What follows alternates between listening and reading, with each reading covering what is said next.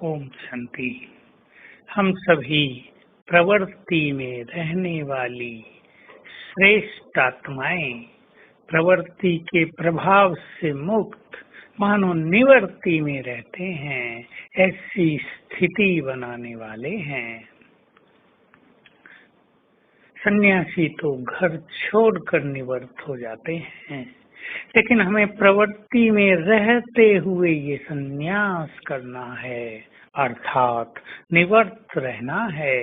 मनोविकारों से भी निवृत्त, पाप कर्मों से भी निवृत्त, मोह ममता से भी निवृत्त, तेरी मेरी व्यर्थ की इच्छाओं से भी मुक्त। ये स्थिति बहुत श्रेष्ठ स्थिति है और उन महात्माओं के लिए भी आदर्श है जो जंगल में जाकर या संन्यास लेकर भी निवृत्त नहीं हो पाते हैं। हमें निवृत्त होकर, मुक्त होकर दिखाना है और इसकी विधि है सदा आत्मिक भाव में रहना, निमित्त भाव में रहना, समर्पण भाव में रहना। मैं निमित्त हूँ इस घर का, इस संगठन का, इस सेवा का। करण करावनहार बाबा है, अब हमारा वो साथी बन गया है, हमारे परिवार का मेंबर बन गया है, हेड बन गया है। अब बस उसकी आज्ञा अनुसार हमें चलते रहना है और अपनी प्रवृत्ति को गृहस्थ आश्रम बना देना है। ऐसा आश्रम जहाँ आकर सभी सुख चैन की सांस लें, जहाँ आकर सभी को ईश्वरीय बल मिल जाए, जहाँ आकर सभी अपने परम पिता से मिल सके, प्यार पा सकें। तो हम आत्मिक भाव में रहें, अपने परिवार के सभी सदस्यों को 3, 4, 5 बार इस दृष्टि से देखें, ये सब आत्माएं हैं। हम सभी आत्माएं सतयुग से चली आ रही हैं, अपने घर से आई थी और जन्म जन्म इस सृष्टि नाटक में हमने पार्ट बजाया। कितनी बार हम साथ रहे, कितनी बार हम अलग हुए, अब पुनः हम साथी बन गए हैं। अब हम सबको ये सब कुछ यहीं छोड़कर वापिस जाना होगा। ये आत्मिक भाव, ये आत्मिक चिंतन हमें बहुत उपराम कर देगा।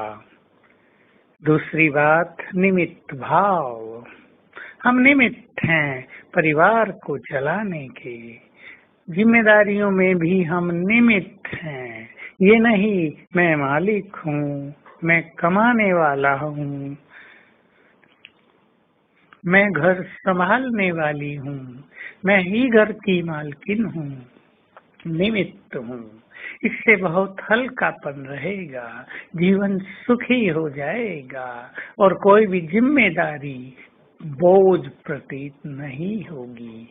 ऐसे ही समर्पण भाव, सब कुछ तेरा, अपने परिवार, बच्चों को, सबको देखकर, धन संपदा को देखकर रोज संकल्प कर लें एक बार गहरे मन से, सच्चे दिल से, बाबा ये सब कुछ आपका है।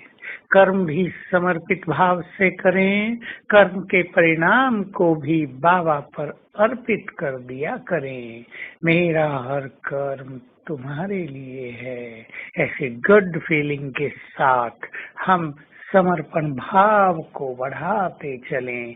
इससे मैंपन, मेरापन छूटता जाएगा और हमारी स्थिति महान बनती जाएगी। तो आइए हम सभी गृहस्थ में रहते हुए अपनी स्थिति को निरंतर योग युक्त बनाएं, महान बनाएं। कभी हम श्रेष्ठ स्वमान में रहें, तो कभी हम बाबा से प्यार भरी बातें करते रहें, कभी हम सुदर्शन चक्रधारी होकर रहें, तो कभी बाबा की किरणें प्राप्त करते रहें। आज सारा दिन हम निमित्त भाव में रहेंगे और अपने परिवार को इस दृष्टि से देखेंगे। ये सब आत्माएं, महान आत्माएं, देवकुल की महान आत्माएं हमारे परिवार में इकट्ठी हुई हैं। हमें निमित्त बनकर इनकी पालना करनी है और फील करेंगे हमारे पूरे परिवार के ऊपर शिव बाबा की छत्र छाया है। ओम शांति।